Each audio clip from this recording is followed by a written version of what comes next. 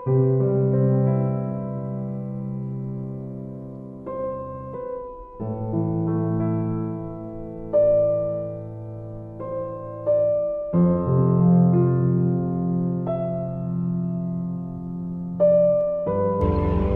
ako sa membro ng co-op sa kooperatiba.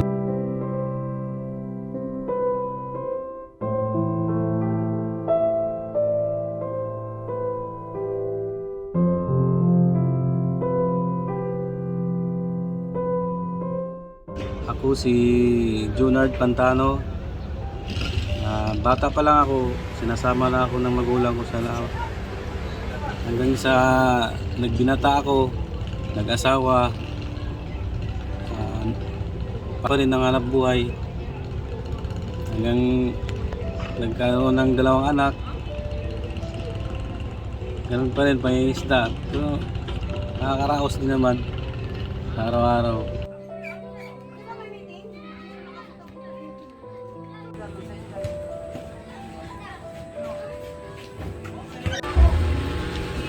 Nung nag-aaral pa ako noon, ang gusto ko talaga paglaki, seaman.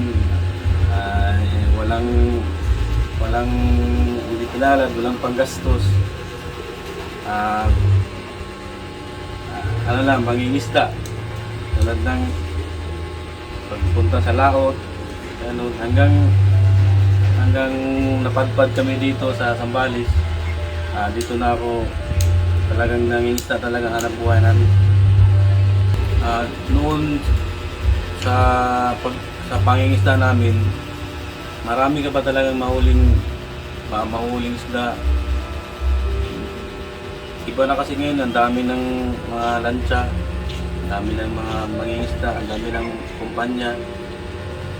Pakunti-kunti na lang yung huli.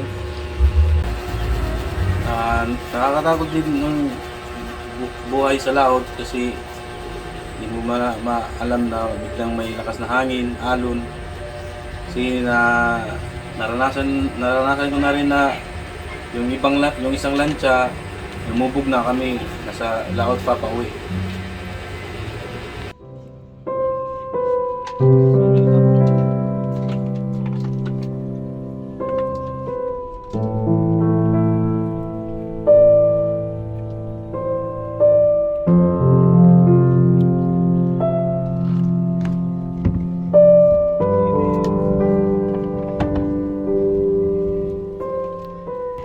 Ito yung ginagamit namin sa lumaot kami. Maabot kami ng 140 miles. Ito yung ginagamit namin na kawil, yung panghuli ng bonito. Ito naman pang malaking isda, bullding. Yun lang, yung kawil namin. Bira-bira, tawag namin. Ito. Isang buwan na halos 3 beses kami lumalaot. Hindi parehas, minsan may huli, minsan wala. Minsan tabla. Minsan may uwi, minsan konti lang. Hindi parehas yung yung panahon.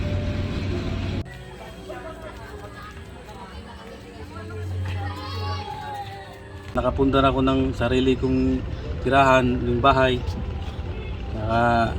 Yung tricycle, pang na namin, pang may pupuntahan, service, ganyan. Importante. Puntang may bilhin sa bayan. Nagpapasalamat ako sa kooperatiba namin kasi may malaki talagang naitutulong. Halimbawa, pag may bagyo, may ayuda.